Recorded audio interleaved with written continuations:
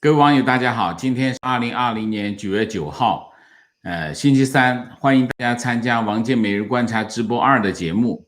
我们今天的题目是习近平为杨白冰、杨家将平反的政治用意啊，这是一个有点特殊的新闻。先说新闻，新华社报道，纪念杨白冰诞辰100周年座谈会9日在京举行。中共中央政治局常委、中纪委书记赵乐际出席座谈会，并在会前会见了杨白冰家属啊。那么这个报道很特殊啊，为什么？杨白冰是杨尚昆的弟弟，杨尚昆算是中共元老啊。那么他最高的职务是政治局委员。政治局委员他是在2013年去世的，印象中好像是2013年去世的啊。那么他去世之后，现在是100年冥诞。这个作为一个政治局委员，给他做一个这样的诞辰座谈会，我们叫办冥寿啊，这有点不符合他的这个待遇啊。那么新闻是这样说啊，中央军委副主席张又侠在座谈会上回顾了杨白冰同志光辉战斗的一生和为党、国家、军队做出的卓越贡献，强调要向他学习啊。什么意思呢？从政治的角度来说啊，这个座谈会等于是在干嘛？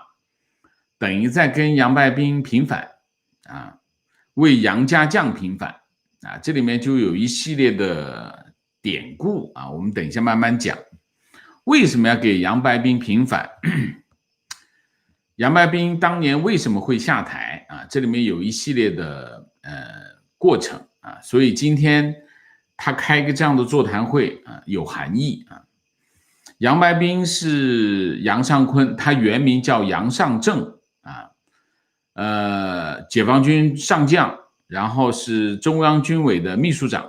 然后是前国家主席，军委副主席的杨尚昆的弟弟，所以他们2个人合在一起叫杨家将啊。杨白冰啊就改名，后来改名叫杨白冰。杨白冰85年任这个北军军区政委，87年任总政治部主任，升得非常快。你看哈，88年任军委委员，89年。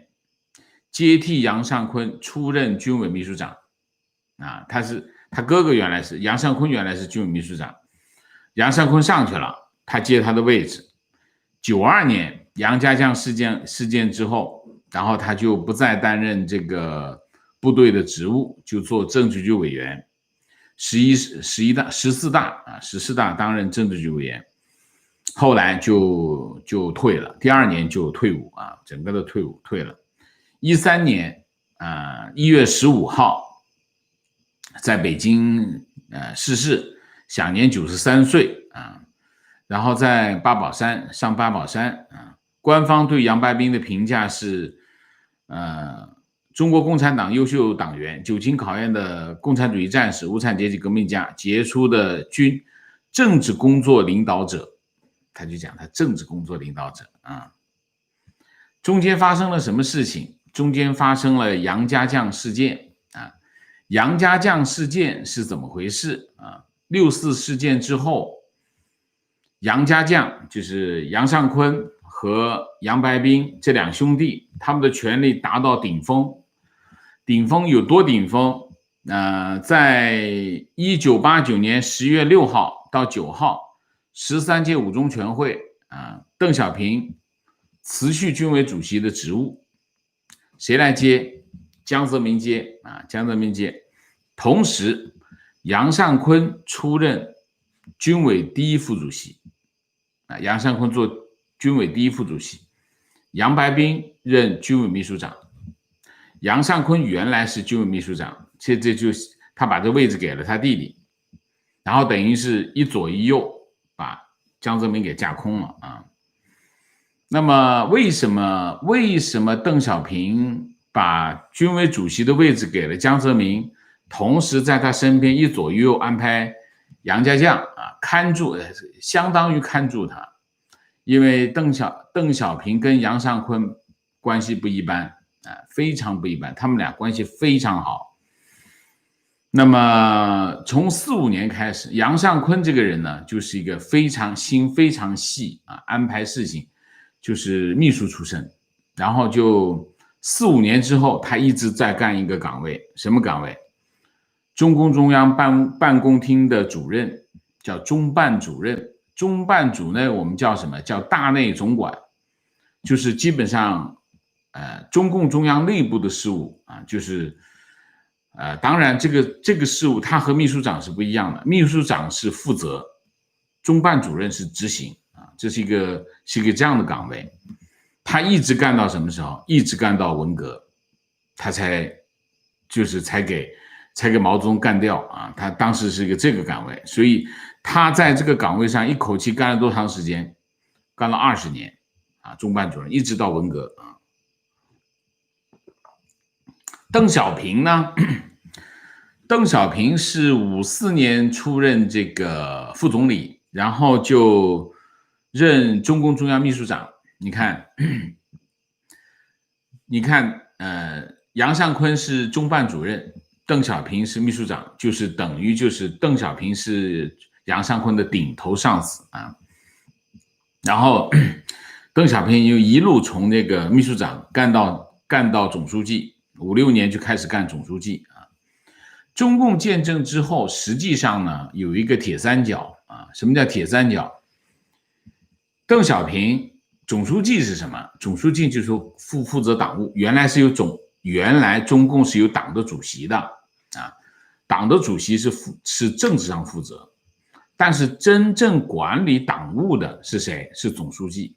所以实际上中共建政之后，基本上邓小平在管党务啊，邓小平在管党务。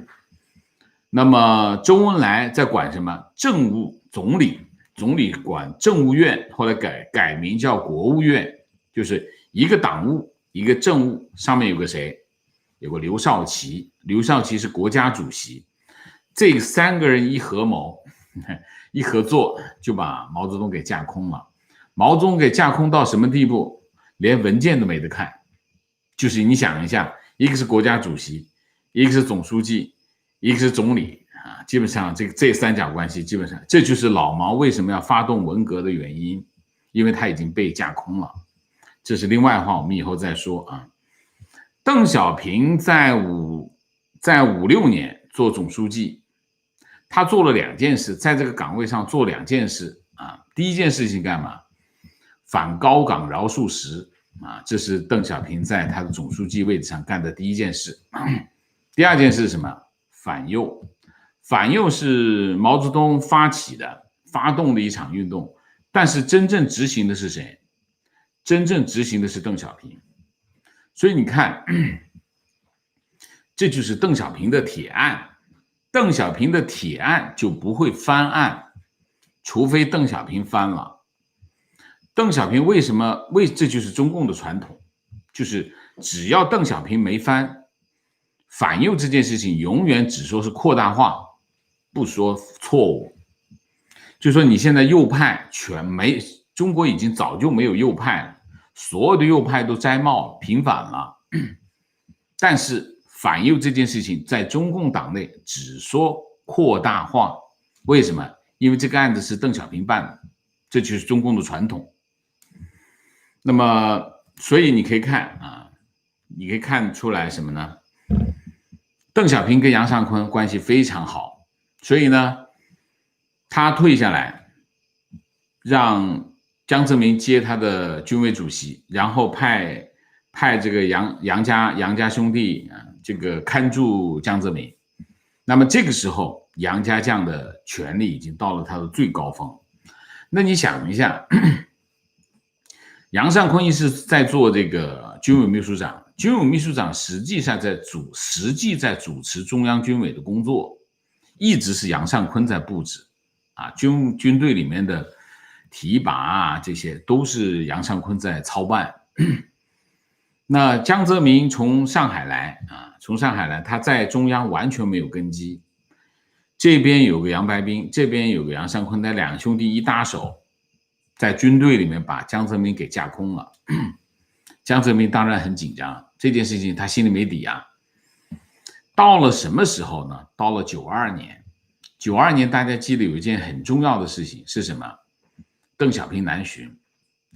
92年为什么邓小平南巡？江泽民唱左调。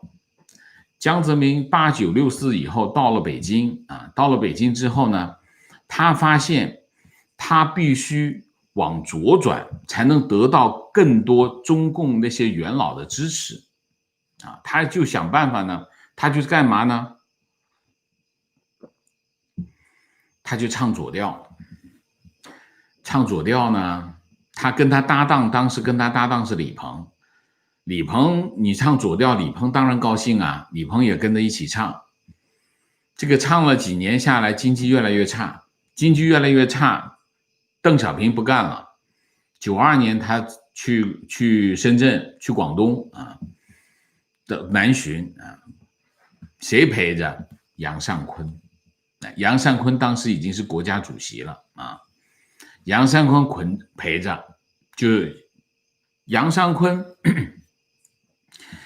讲什么呢？邓小平其实讲了一句狠话，这才让江泽民感到心惊肉跳啊。邓小平讲了一句什么狠话？谁不搞改革，谁就下台。这江泽民一听吓坏了，赶紧这个掉头啊。然后这个时候呢，谁开始说话呢？杨白冰说话了。杨白冰在军队里面喊什么呢？喊为改革开放保驾护航。保驾护航这4个字是杨白冰喊出来的，就是当时这个邓小平南巡。杨白冰这番话一说出来，这把江泽民吓得够呛。你想一下，那边邓小平跑到南边去要加快改革，这边杨白冰在北京说要保驾护航，一个是军委副主席，一个是军委秘书长，你说这不吓得够呛？我相信就是在这个时候，江泽民就动了干掉杨家将的心思啊，干了这样。然后怎么办呢？中间发生了一个特别的事件，什么事件呢？叫京西宾馆事件。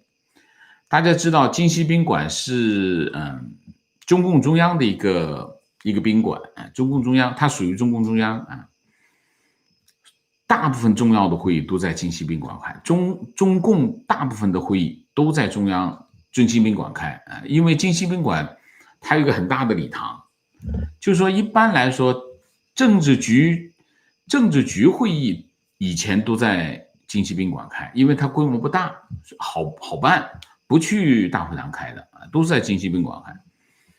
京西宾馆，杨白冰就背着这个江泽民开了一个中央军委会议，就把中央军委委员拉着来开会，讨论什么呢？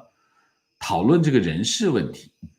这件事情后来给江泽民知道了，江泽民就马上捏住这个把柄。捏住把柄之后呢，他就开始找那个谁，找邓小平。刚开始呢，邓小平不见，这不是不高兴了吗？不见怎么办呢？他就拖了2个人，他当时的大内还这个曾庆红是他带去的唯一的一个秘书，从上海带走的，带到北京去的秘书。曾庆红当时是中办副主任，还不是主任，中办副主任。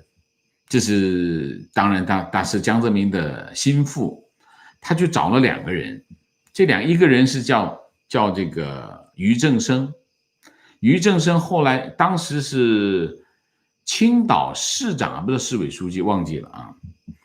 找了俞正声啊，俞正声是谁呢？黄敬的儿子，黄敬也是中共元老啊。俞正声跟谁关系好？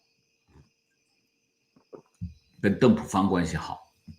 邓朴方是邓小平的大儿子，找到邓朴方，中间搭线，要见小平啊，中间安排见了一趟，将向小平告状，说2件事。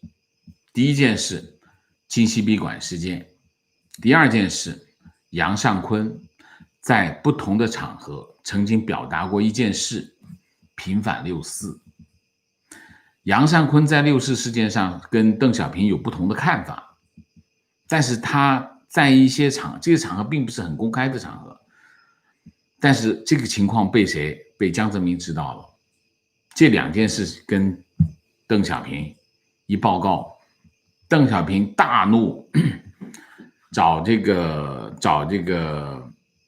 陈云、薄一波啊，所以为什么后来薄一波的儿子薄熙来平步青云，其中有一个原因就是江泽民是要报恩的。薄一波跟陈云支持，说把杨家将放下来啊，要放下来。于是呢，11月开14大就做安排，什么安排？把这个杨白冰升为政治局委员，但是呢不再做这个军委秘书长，这等于把他的军权拿走。秘书长是有军权的，直接让他当政治局委员。杨尚昆直接退休，就等于杨家将第二年93年，杨白冰退役，就退下来了啊，然后这个杨家将就从此消失啊。杨家将从此消失，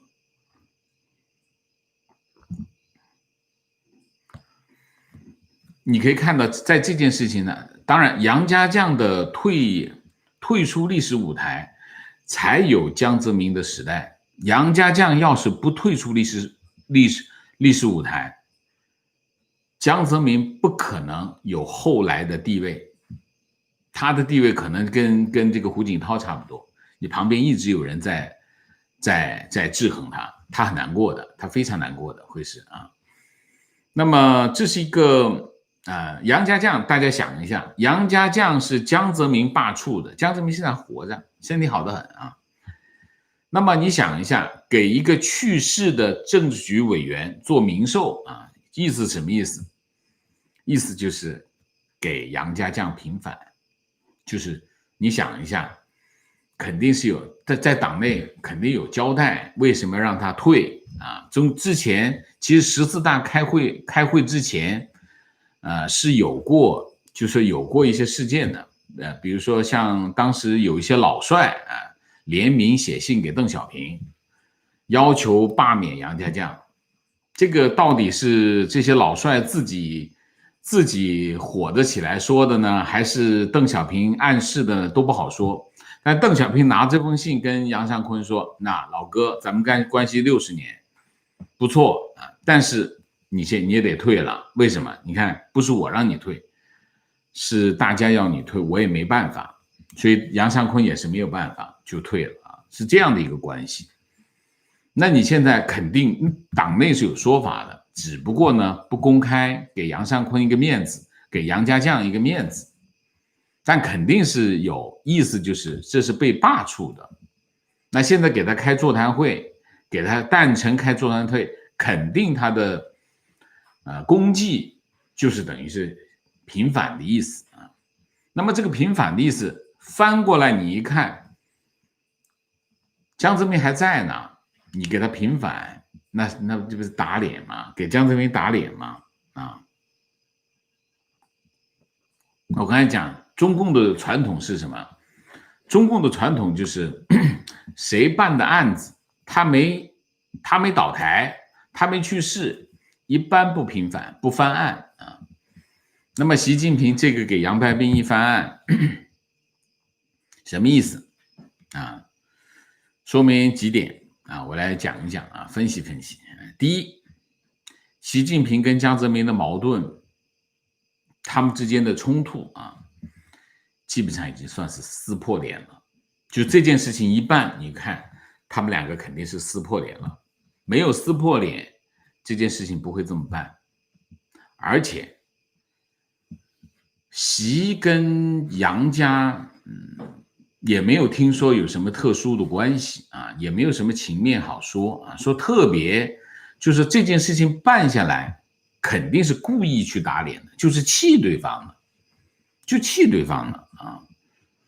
那么这是一头啊，这是第一点，就是说双方已经到了撕破脸的地步啊，这第二，尽管习近平是在位，但是你从这件事情可以看出来，双方的这个力量对比并不是一面倒啊，并不是一面倒。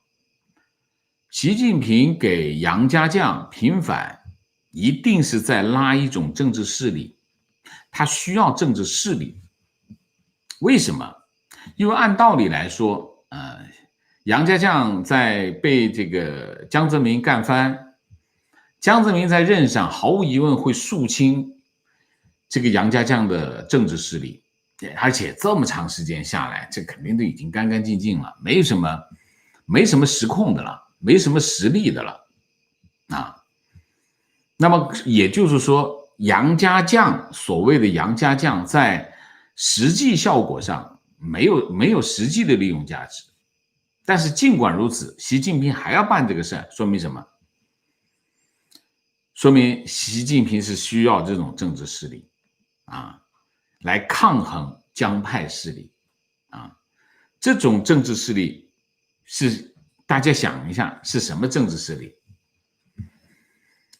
这种政治势力就是红色血统的政治势力。你想一下，杨尚昆是老革命，习仲勋也是老革命啊。虽然江泽民的父亲也是老革命，但是江派的老革命色彩并不强。为什么？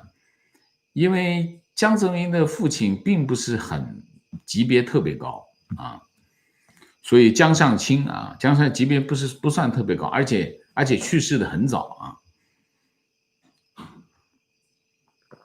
所以你从这一点来看，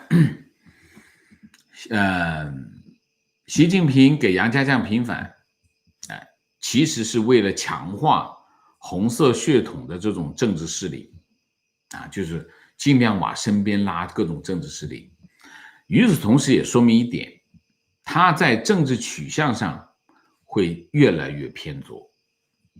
你想一下，你要拉红色血统，那么你不偏左往哪跑？一定是往这边跑啊，大概就是这样。我们大体上可以看到，就是习的未来的方向就是打左灯往左拐，继续在做这种事情啊，就这种事情。这就是这条新闻我们的解读啊，在解读。另外呢，今天还发生了一件事情，发生什么事情？中央财经委啊，中央财经委啊，我经常讲。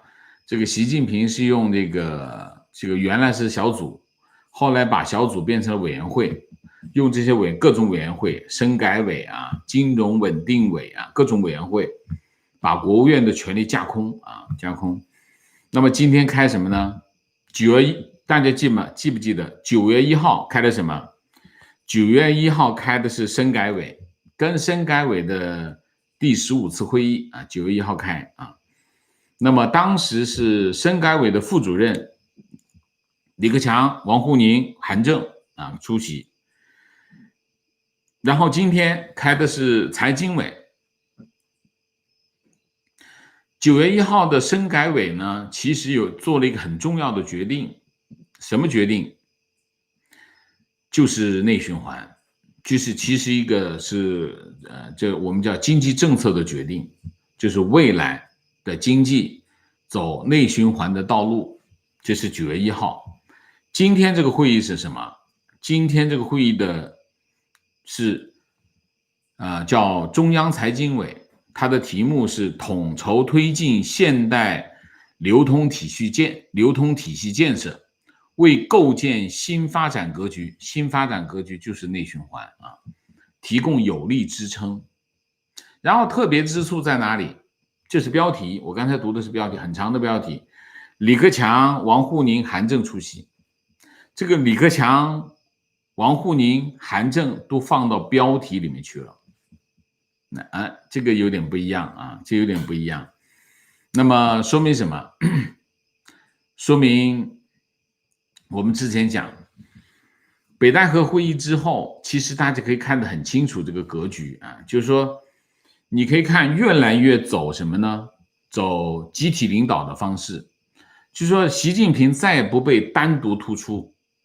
你看我们今天的标题，习近平主持召开中央财经委员会第8次会议，统筹推进哒哒哒哒哒，最后李克强、王沪宁、韩正出席。就以前就是习近平一条标题到底，现在后面还跟上这个，就是习近平的权力和地位已经大不如前了。这件事情也呼应了为什么要去给杨家将平反，习近平得多拉一点政治势力往身边靠啊。所以我们可以通过这几件事情看出来几点。第一点，中共高层权力斗争空前激烈，这是第一点。第二点，习近平的权力受到削弱，地位受到挑战，这是第二点。第三点，从目前的情况看，习近平如果想3连任，有点障碍，没那么跟原来说定义于尊的那个想法，那个时候的场景差别非常大啊，差别非常大，所以基本上现在的形势就是一个这样的形势。好吧，我们今天的主题就讲到这里，我们下面进入互动啊。进入互动之前，例行公事，请大家点赞，请新来的网友订阅，请大家加入我们的会员，支持我们做更好的节目啊。我们进入互动之后呢，请大家不要聊天，4个情况、问题、观点、情绪，好吗？好，我们进入互动，看看大家有什么高见。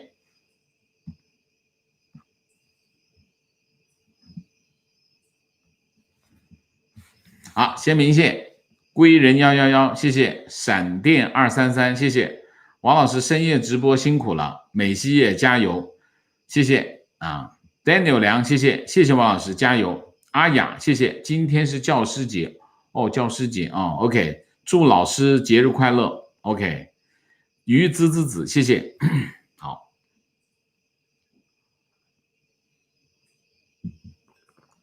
观点感觉200斤的脑子还停留在30年前，这杨家将你随便问一个90后都不知道是谁，一定是这样。那当然，这件事情发生在80后、90后才几岁啊？正好奇这种体制内人的思想和道德观是不是跟大众格格不入？你说的思想和道德观，这些人谈不上。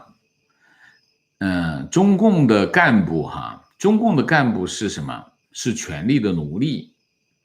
他们脑子里就一件事情，你进入了那个系统之后，你终身只为一件事情工作奋斗，是什么？权力。你只有站在这个位置上，你就拥有一切，你离开这个位置啥都没有啊，啥都没有。你想一下，当年中共为什么把国民党干翻了？原因只有一个，中共的干部只有在他的位置上，他就拥有一切，他离开这个位置啥都没有。国民党不是，国民党一半是教授，另外一半是资本家。我今天高兴我就在那儿干，不高兴告辞，我回去教书去了，我还一样过得很好。我就干的不高兴，我告辞了，我回去家族生意有的是钱。所以国民党，你看共产党跟国民党最重要的差别在哪里？就是国民党不坚持，在很多事情上他不坚持。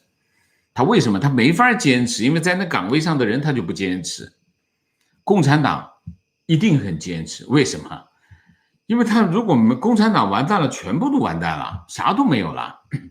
他们讲这个曾经讲过一个例子，什么例子？就是当年周恩来这个在重庆谈判期间，请人吃饭，吃一大桌丰盛的一桌酒席，很贵。问周恩来你多少钱工资一个月？5块钱。这一桌怎么着也得30-50块钱。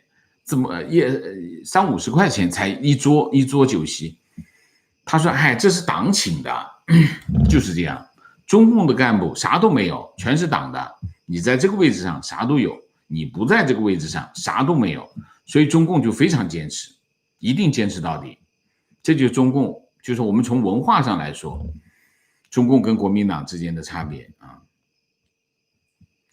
提问：杨白冰追悼会的时候，习近平破格出席，那时候是不是等于给杨白冰平反？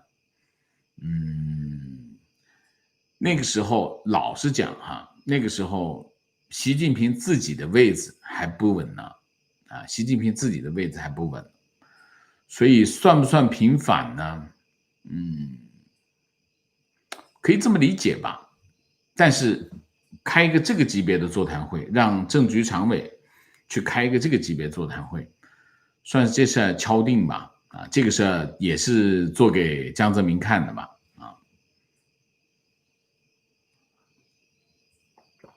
观点：政治局委员开百年名单是常规操作，但如果习出席，这确实是超常规操作。习没有出席，是赵乐际出席啊。提问：王老师，习近平、江泽民目前在中国大陆到底有多少影响力？为什么江退了这么久还有影响力？很明显，习江早已翻脸，习已经完全控制军系，怎么还没有办法把江的势力彻底铲除？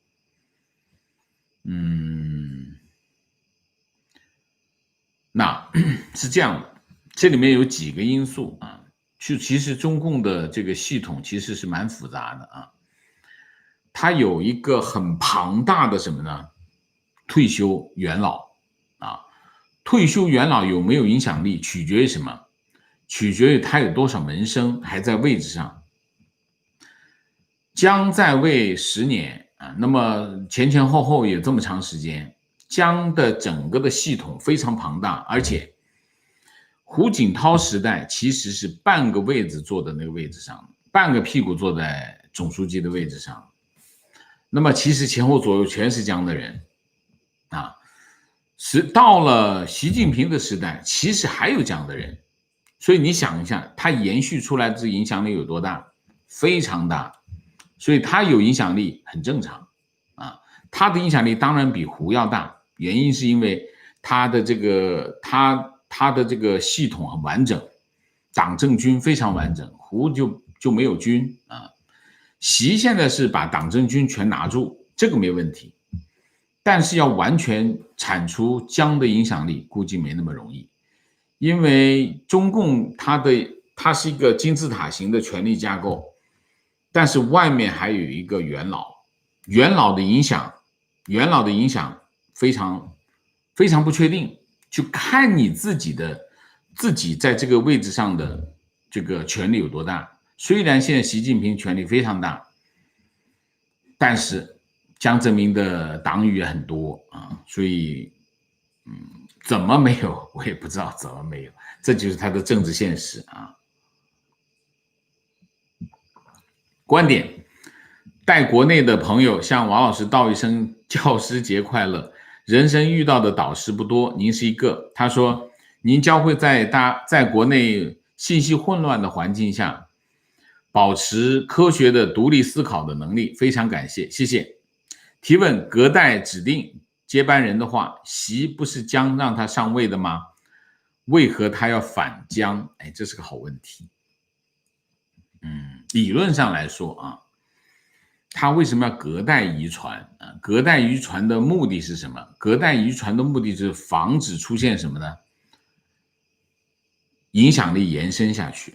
就是说你比如说我指定我的接班人，那我下一个接班人是谁？那我会找一个听我话的人，对吧？那么听我话的人，我就延续我对这个政局的影响。那么等于是什么？等于这个人就会一直传下去，就等于跟他独裁没什么区别，对吧？你想一下是不是这件事啊？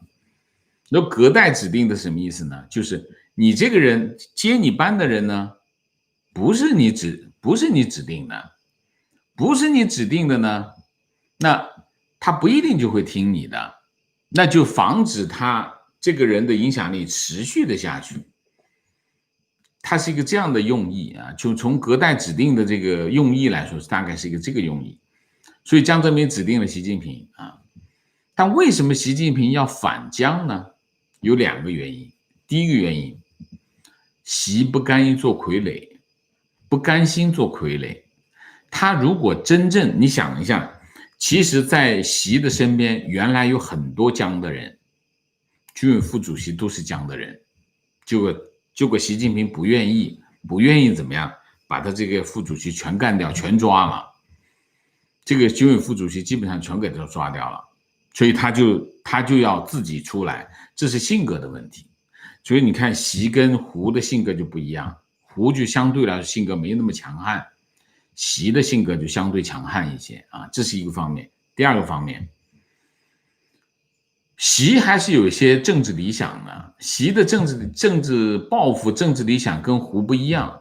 胡呢，团派出身，也有政治理想，但是习这种文革出来的红卫兵的政治理想更狂热，啊！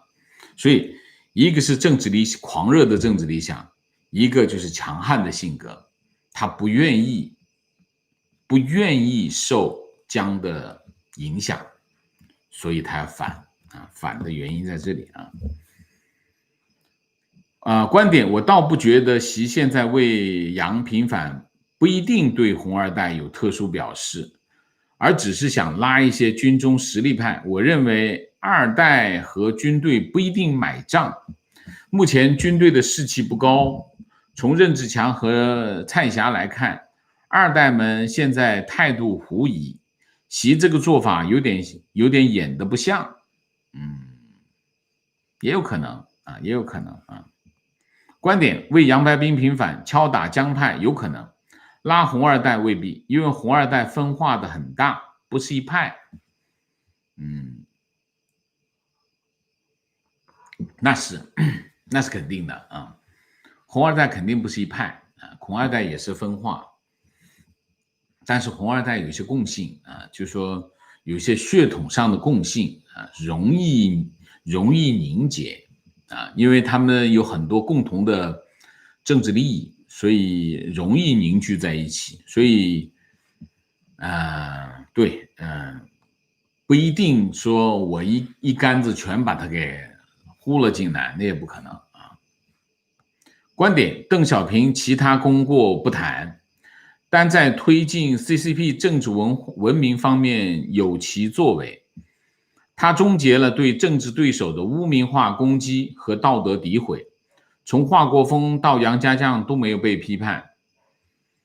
政治文明其实这件事情谁谈的政治文明这件事情其实是江泽民谈的江泽民谈的更多一点，就是说我们中共要讲政治文明其实意思就是以前中共的政治非常的野蛮就是直接政治上把政治敌人就是要消灭掉，肉体消灭不仅仅是污名，而且要肉体消灭抓起来。所以其实你说这个没有污名，其实讲的是杨白冰就江泽民虽然让杨白冰杨家将下杨白冰是在江泽民下面下的，杨尚昆是邓小平让他下的但是他没有怎么样去搞他们观点，中共体制内3类人最为可恨：一、强力部门打手；二、宣传部门洗脑；三、教育部门反制。当然里面也有不坏的，但多数都有原罪。不坏的我不知道哪些人不坏，我都觉得挺坏的观点，美国和中共在往原教旨主义回归。这个我倒没有听说美国回归清教原则的治国理念，中国回归共产独裁。中国常说经济基础决定上层建筑，我认为价值观决定经济基础，这种价值观的差异才是中美对抗的真正原因。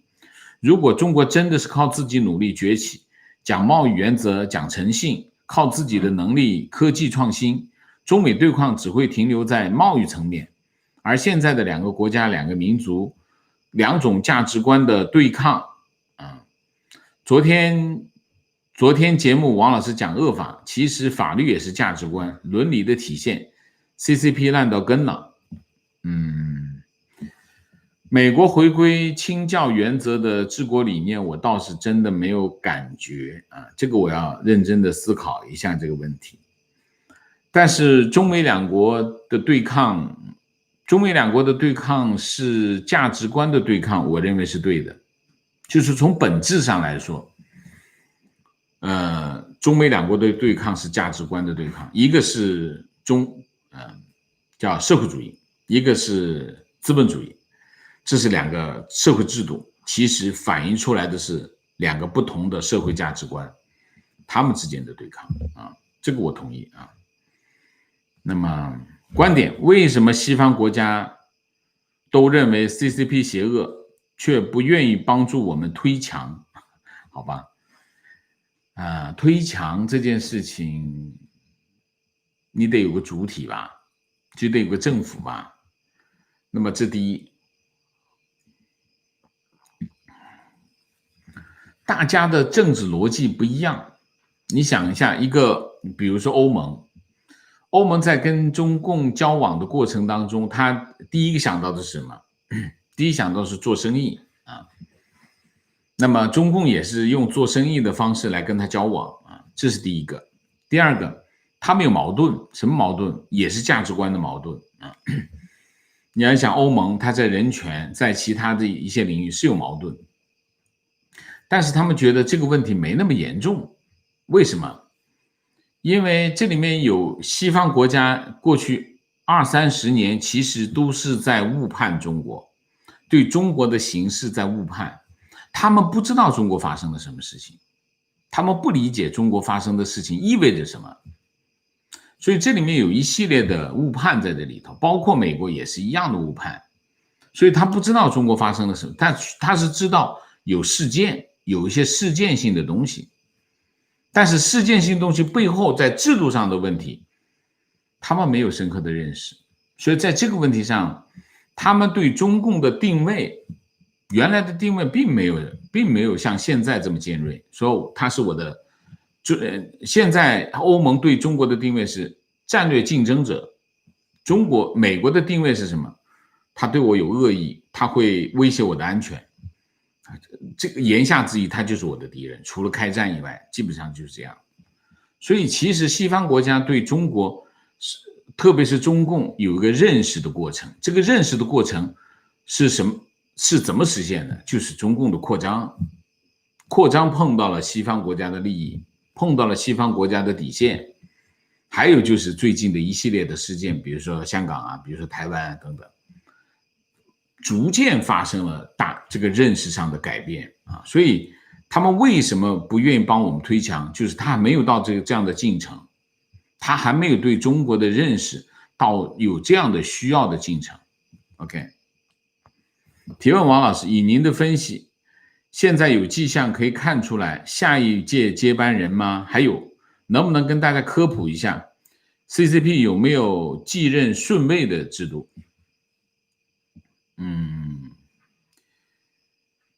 从目前来看，理论上来说啊，就是说，如果真的要培养一个接班人，现在就要让他进政治局了，啊，至少要做一任，做一届，你下一届才能够做总书记，你不可能你今年刚刚进政治局常委，你就直接当总书记，这不科学。理论上来说，一般你可以看到过去都是这样。就是胡锦涛接江泽民之前，他得先成为政局常委，就是排最后，就跟习近平其实也是一样的，习近平也要得跑到排最后，政局常委排最后啊，那么干一届，然后他下我就上，我再干2届，大概就是这样。就如果按照 CCP 的这个模式是什么？就是这任总书记一任总书记干2届。那么我干完这一届，我的接班人在下一届的时候就要进政治局常委，那么我干这一届的时候，他在最后，我下台，我这一届的人跟我全下台，他去当总书记，然后再安排一堆政局常委陪着他，就7个人，原来是5个人，就因为有朱镕基，才5个人变成了7个人啊，7个人，就是一个这样的逻辑。那理论上来说，习近平现在是第2任，那么理论上排最后的就应该是下一任的总书记。那么最后一个是谁呢？韩正。大家觉得韩正像吗？我觉得韩正不大像。为什么？通常最后的那个人要接下一个总书记，会让他做2个岗位。第一个岗位，军委副主席，这是第一个岗位，就是大家就知道哦，他要接总书记了啊。第一个岗位他要做什么？做这个军委副主席。还有一个岗位要做什么？党校校长，接这个党校校长。为什么？党校培养干部，所有的干部他都认识，你后面才能管理，这后面是有逻辑的啊，后面是有逻辑的。那如果韩正有没有这2个岗位？没有啊，所以你看韩正看不出来他是总书记，所以你也看不出来现在谁能接习近平的位置。习近平实际上应该是谁？原来安排的是谁？原来安排的是孙家正，就是这个原来的重庆市委书记，当然这是江湖传言啊，是让他安排他去接，结果孙家正给习近平干掉了啊，就是这样啊。他们有没有顺位的制度？没有顺位制，都是隔代指定，叫隔代指定。江泽民隔着胡锦涛指定胡锦涛的接班人是习近平。理论上应该是谁？理论上应该是胡锦涛指定一个人，他指定了孙家正接习近平，习近平再指定一个接孙家正的人是谁？理论上应该是这样。结果习近平不干，就直接把孙家正给干了，然后再把这个任期给取消了，国家主席的任期，总书记没有任期限制啊。大概中共的这个继承人的制度呢，其实是中共是没有一个稳定的这个叫权力传承的制度，这连封建社会都不如啊！你看清王朝的封建制度，大家看那个电影都很清楚。清王朝最后发明了一个模式，这个模式非常棒啊！什么棒？他把想封谁的继任的这个人的名字放到这个大殿的这个牌匾的后面，我死了以后，这个就去上面把那个诏书拿下来，一读就接啊。为什么要做这件事？为什么要这样办？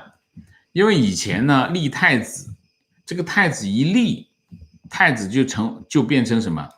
变成朝廷里面权力斗争的其中一个标靶，所以很多太子不得善终。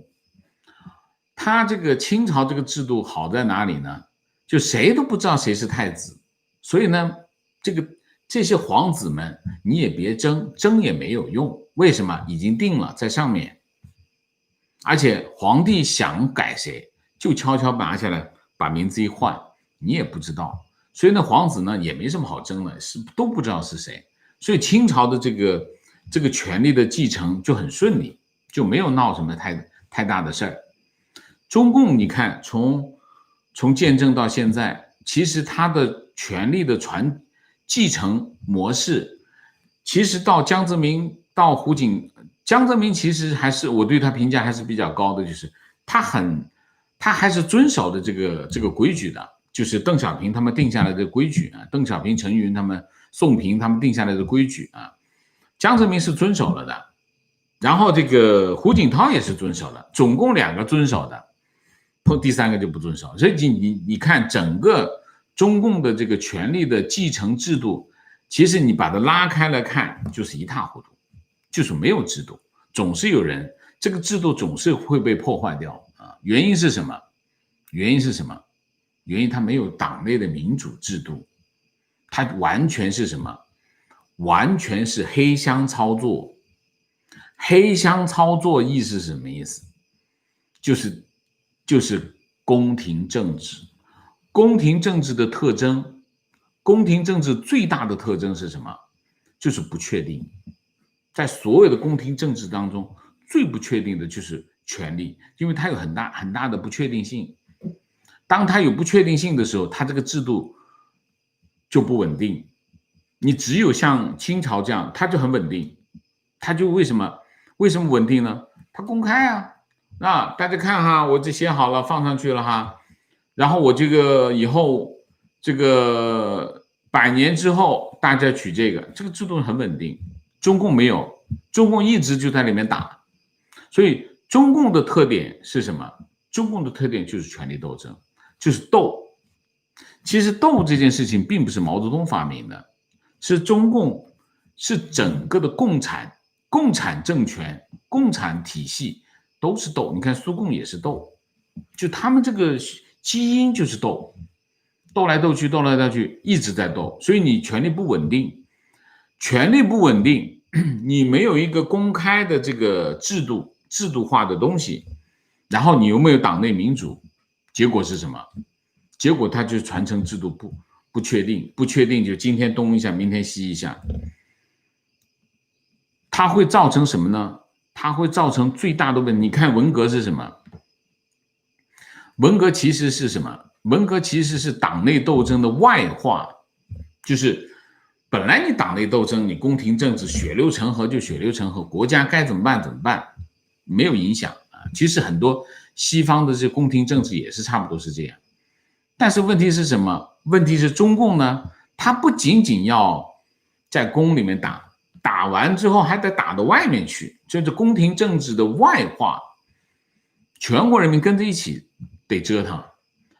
这一折腾就宫廷政治会导致整个国家的动荡，这就是中共最坏的政治。中共的政治基本上是你可以看这么多政治当中最黑暗、最粗暴、最野蛮的政治，它的会最坏。其实我们经常讲政治很肮脏，其实中共自己讲的啊，政治其实不肮脏。为什么？政治的任务是什么？政治任务最根本来说，归根结底是什么？资源分配。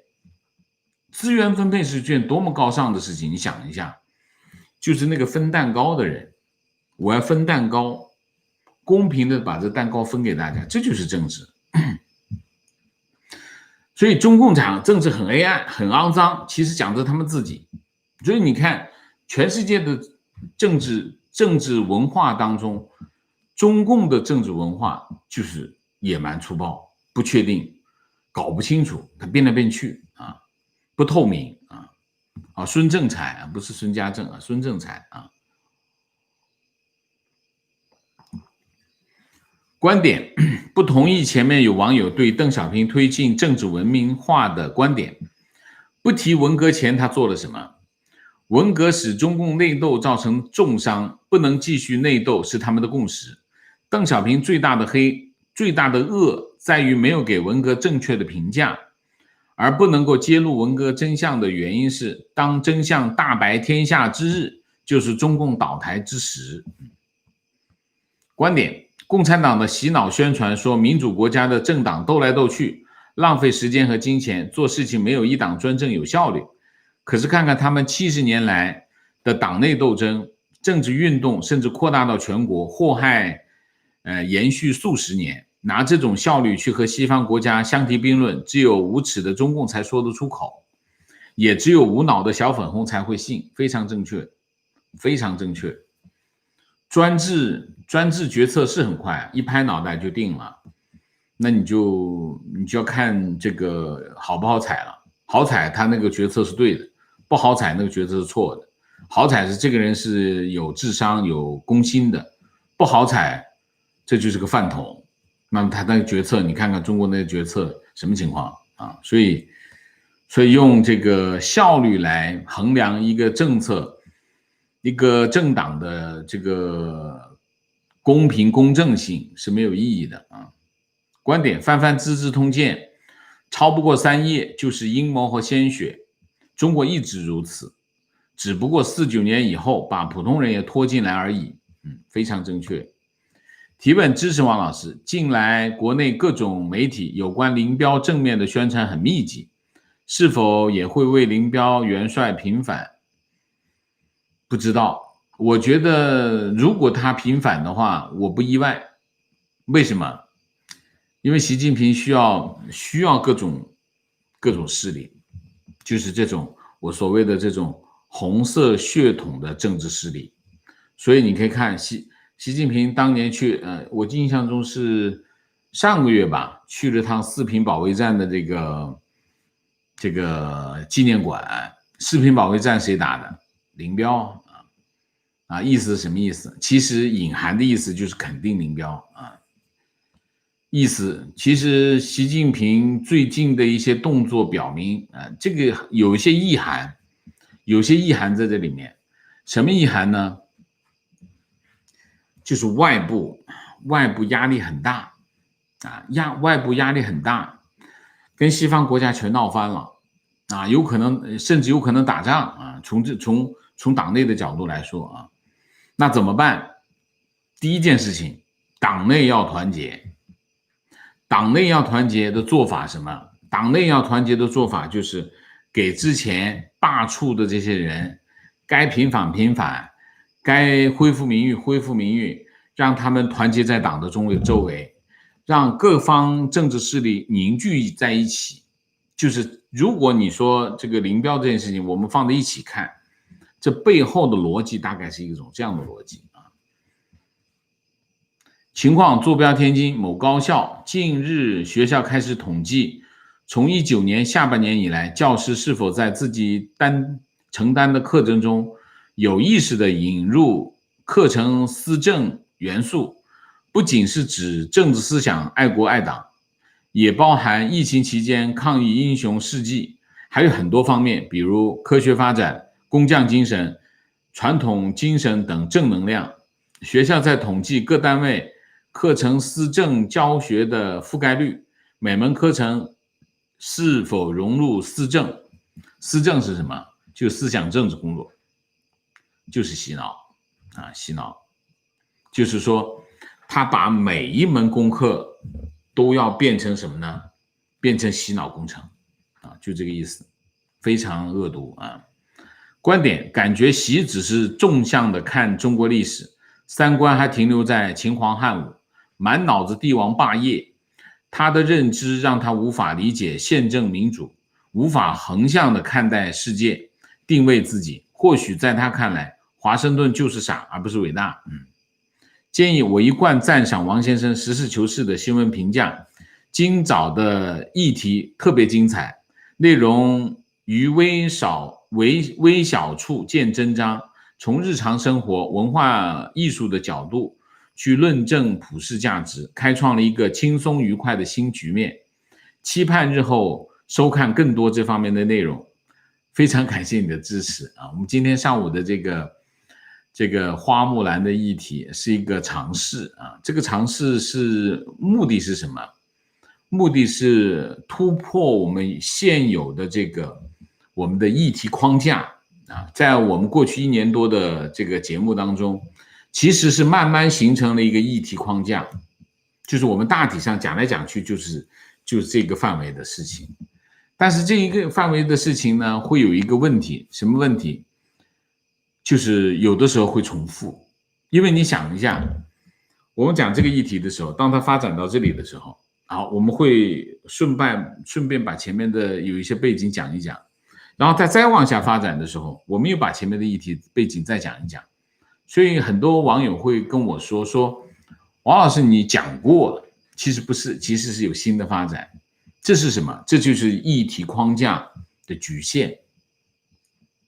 那还有一个问题是什么？我们其实更重视什么？硬新闻啊，硬新闻。这种硬新闻呢，我们叫干货，干叫什么？硬菜，这北方叫硬菜，全是硬菜。我们的节目你往前翻一下，全部都是硬菜。但是一桌酒席你不能全是硬菜，你还得有一些不同的菜，花色品种要丰富啊，大家在看的时候不会觉得审美疲劳，所以我们就开始尝试一些变化，突破原有的这个议题框架，那么用不同的角度去看待中国，看待世界啊，看待中美关系等等啊，所以这是一个尝试，我希望大家能够支持我做一些新的尝试。当然有一点我是不会变的啊，这是一个新闻节目啊，那么这个新闻节目我们做的每一个议题都是有新闻事实的依据啊，以此作为我们整个的议题的这个基础啊，这个我们是不会改变的。我们的新闻原则、专业的态度是不会改变的。我们会改变的是什么？议题选择，好吧 ？OK， 我们下面鸣谢一下啊 ，Jenny Lee， 谢谢 ，Chloe， 谢谢支持王老师 ，Kevin 赵，谢谢王老师，教师节愉快，好，谢谢 Harper and Christopher Oliver 徐，谢谢老师表扬我的好问题。请老师喝 IPA 啊 ，IPA 我现在不能喝，因为我有尿酸啊。OK， 谢谢你的好意啊，谢谢。Y Christy 赵，谢谢。Holly Molly， 谢谢。教师节请王 Sir 喝杯清茶，受教良久。虽然有时候对你的观点不完全认同，但您确实很用心、很良心、很精心的媒体人。疫情以来受益良多，祝您的频道越办越好，谢谢。是这样的啊，在这个问题上，我必须跟大家表达一个观点啊，就是我不是来提供标准答案啊，我是来提供我的观点。我的观点有的对，有的不对啊。有的时候在这个时空下是对的，跑到另外一个时空发现不对了啊，都是有可能的啊。而且不同的时空下之前做出的一些结论都会改变，因为时间的条件发生变化，所以我们要用独立思考的态度来对待我的观点啊，就是说大家有不同的意见非常正常啊，非常的正常啊，我一点都，如果我错了，请大家直接指出就好啊，但是有一点我请大家支持我。就不要因为我犯的一些错误来否定我啊！我是有错误啊，会犯错误。一个新闻机构，任何一个新闻机构，任何一个媒体人都会经常犯错误，因为这个世界变化非常快，我们总是有局限的啊。那我不是给自己推脱，我是说的是事实，但是不要否定我啊，因为我犯了错误来否定我，我觉得这对我不公平。所以我在这里一定要跟大家表达一个这个意思，好吗？谢谢啊 ，John Chen， 谢谢 ，Ivy 刘，谢谢，给王先生现场鼓掌加油。请问美西，我咋不是会员了呢？本来要升级 PayPal account， 捣鼓连会员都不是了，回去一下子居然找不到再申请成为会员的链接，回头再找，请大家继续支持王先生，谢谢啊，谢谢。Jean Grant， 谢谢，一直听王老师的节目，已经成为生活的一部分，请王老师喝 Tim Horton， 谢谢。YR 杨一，谢谢，感谢王老师对时局的非常专业的分析，衷心希望中国的老百姓不要再过40年前的日子，非常对啊。于滋滋滋，谢谢，王老师是一个观点分享者，大家请平视。非常好，请大家请平视 OK。 周雨婷，谢谢，观点情绪对王老师的节目没有审美疲劳，让应采来的更猛烈一些吧，好吧观点喜欢王老师的风格，实事求是，支持王老师各种方式把节目越做越好，谢谢。最后更正一下啊，我们刚才说孙家正是不对的啊，是孙正才啊，孙正才请大家避免大家误会。好，我们今天的节目就到这里，感谢大家的参与，我们下个节目再见。再见之前，请大家点赞，请新来的网友订阅，请大家加入我们的会员，支持我们做更好的节目，做更好的自己。谢谢大家，谢谢。